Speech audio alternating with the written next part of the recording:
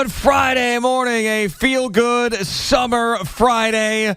We got Stugotz back in for another day. Perfect guy to have in on a feel-good summer Friday. He spent the whole day in New York City yesterday. I heard reports that he was wandering around high into stores. Yep. So that might end up in Page 6 or TMZ Sports at some point. It's going to be a good one today. Everybody's in a great mood. It's Friday. It's summertime. And we got some sports and some other crap to talk about. What's up, Stugotz? Good morning. Good morning. We'll get to the Jets. We'll get to the Mets. We'll get to the Yankees. But I'm concerned about you. Me? It's a feel-good Friday. Yeah. You are a doom and gloom type guy. I did not know this about you. Hell yeah. This is a Friday for you before a vacation. Yeah. You don't have to come back. You could sleep in. Yep. And you're right. I did walk around like a zombie, Lower West Side of Manhattan yesterday. High as a kite, by the way. And I never walked into stores because I was too paranoid. But I am worried about you from this standpoint. Yeah. Okay? This should be one of the all-time great Fridays for you. Yeah. It is summer. It's August. You have off next week.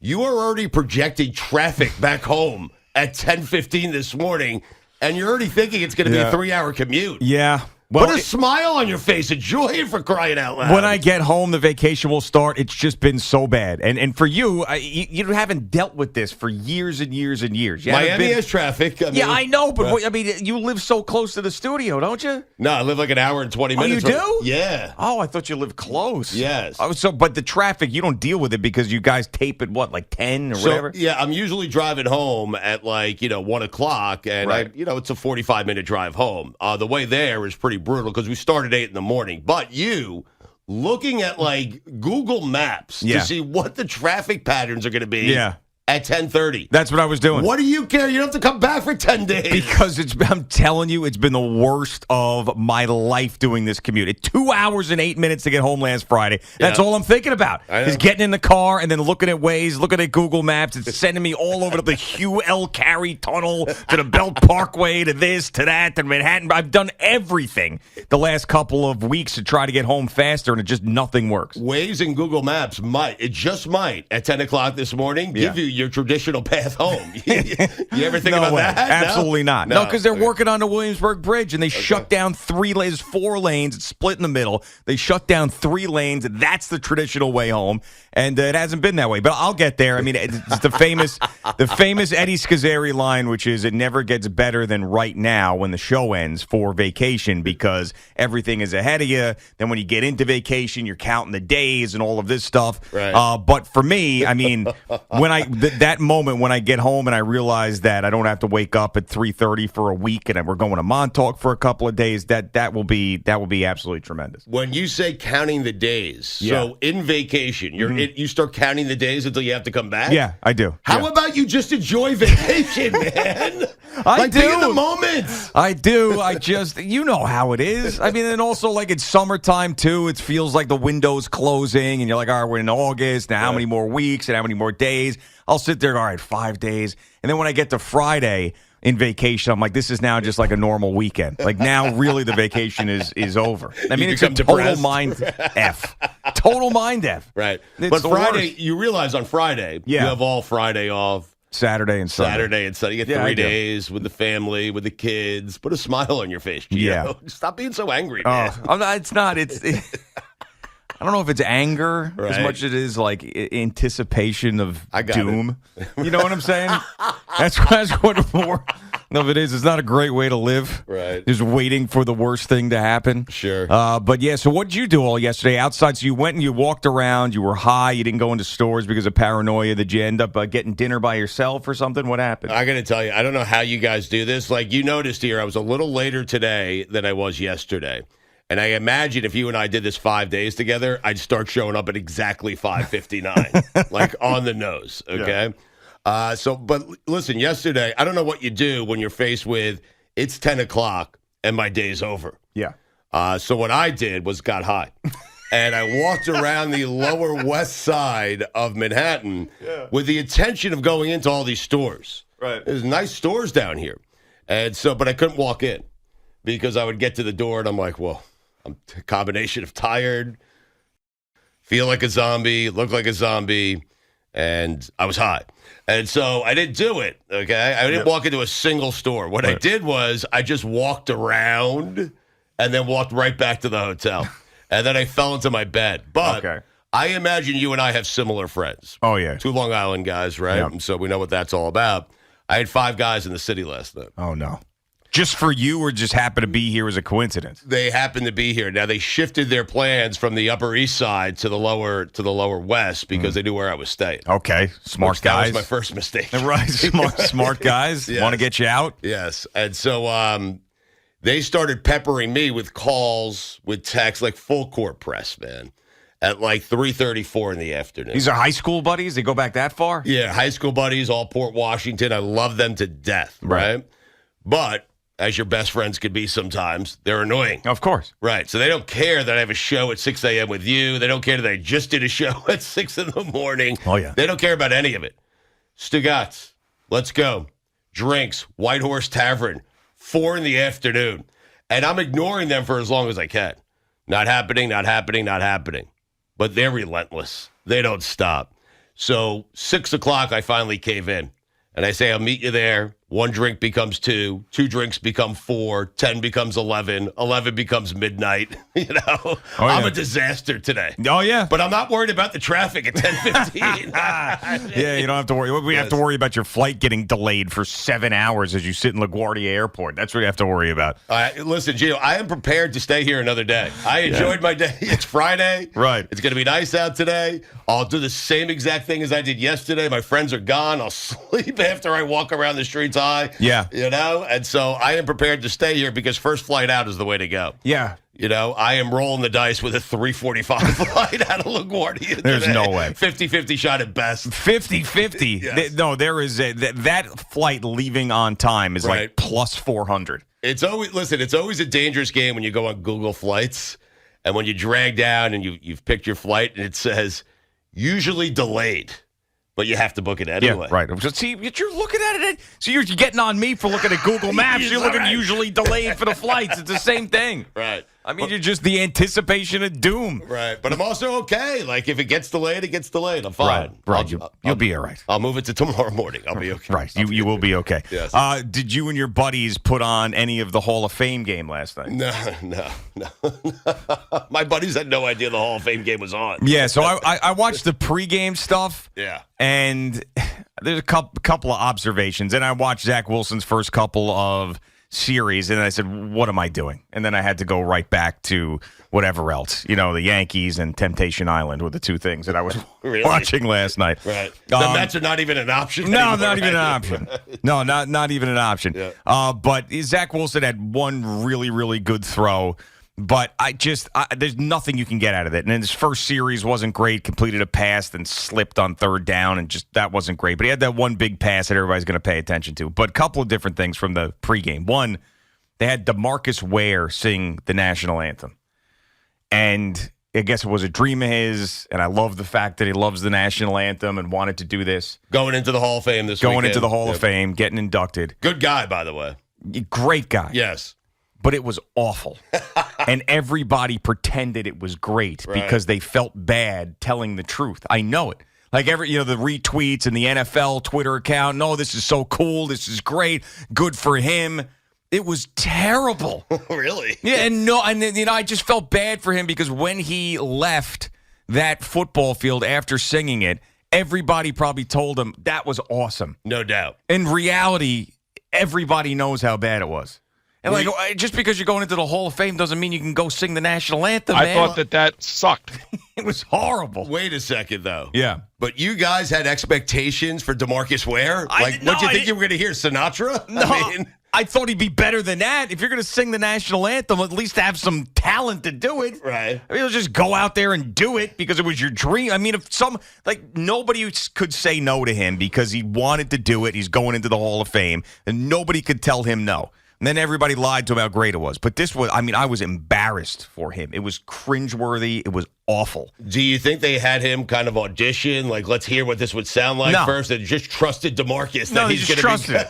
They just trusted it. Right, okay. And there was a piano player out there, gave him a big hug and a pound afterwards. I'm like, you guys. And that piano player, who's obviously a musician, he knows how awful that was. I think they might have posted it, Al, actually, last night on the NFL Twitter account. I think they might have posted it if you want to hear just a little bit of it, because I do now. Yeah, I mean, if it was good, I wouldn't want to hear it. No, exactly. Right. Well, I mean, maybe for you it sounded better. Maybe for you it wasn't as bad for me as it was for me.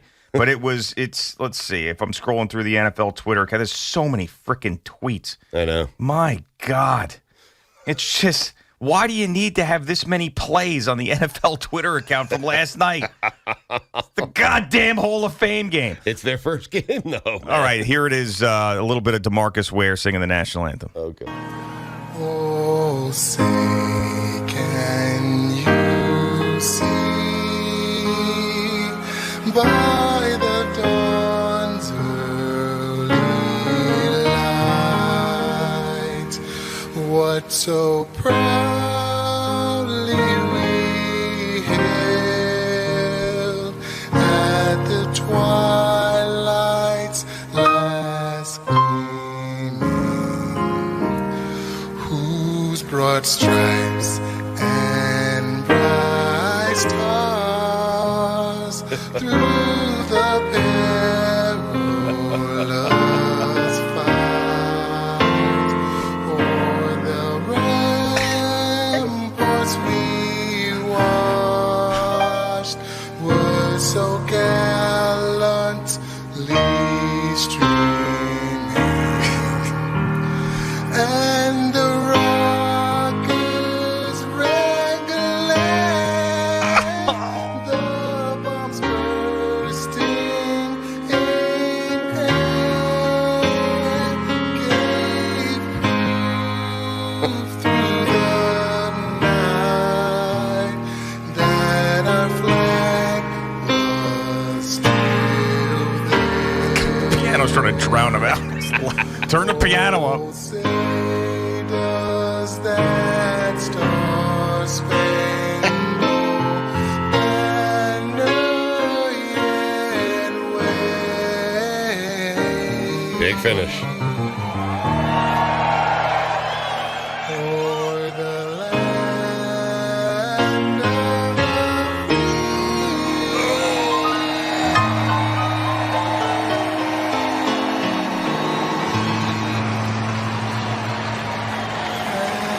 and the home of the